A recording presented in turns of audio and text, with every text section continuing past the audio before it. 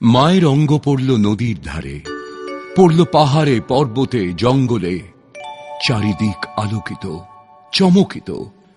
বসুমাতা ধন্য হল, আহ্বান জানালো মাতা জগৎ জননীকে, স্থান করে দিল। সেই স্থান ক্রমে পরিণত হল গভীর কুণ্ডে। বজ্রসম নিক্ষিপ্ত সতী মায়ের অঙ্গ পৃথিবীতে স্থানে স্থানে আগুন জ্বালিয়ে দিল। তখন ইন্দ্রের আদেশে বরুণ দেব বর্ষণ করলেন বারিধারা, পবন দেব তীব্র বেগে বইয়ে দিলেন বাতাস। সমস্ত গভীর কুণ্ড জলে পরিপূর্ণ হয়ে গেল। দেবীর অঙ্গ ৫১টি খণ্ড হয়ে ৫১টি স্থানে ৫১ রূপে বিরাজ করল পৃথিবী জুড়ে। অতিবাহিত হল বেশ কিছুদিন। নারদ মুনি মৃত্যুলোকে ভ্রমণ করতে এলেন এবং নানা স্থান ঘুরে ঘুরে দর্শন করতে লাগলেন।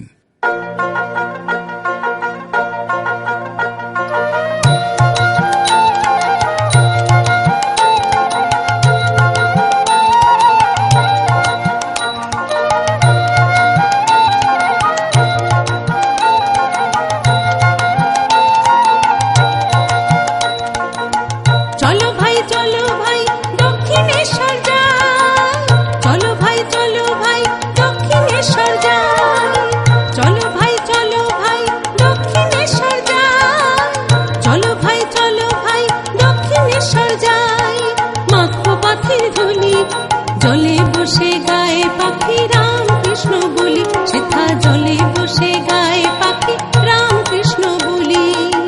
চলো ভাই দক্ষিণেশ্বর যাই, চলো ভাই দক্ষিণেশ্বর যাই।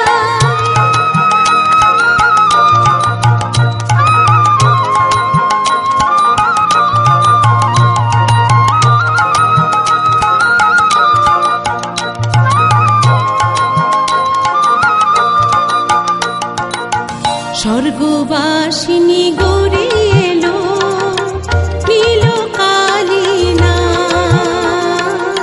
স্বর্গবাসিনী গৌরী এলো, নীল কালিনা।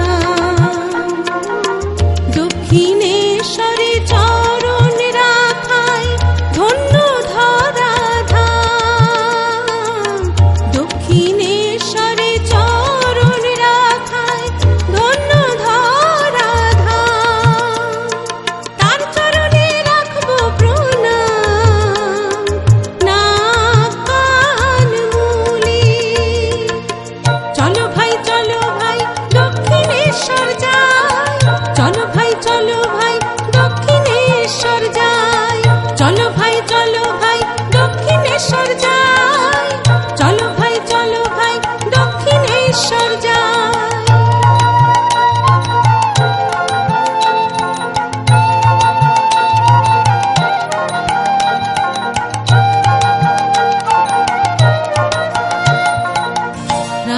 কৃষ্ণের বেশে এলো ভোলা মহেশ্বর।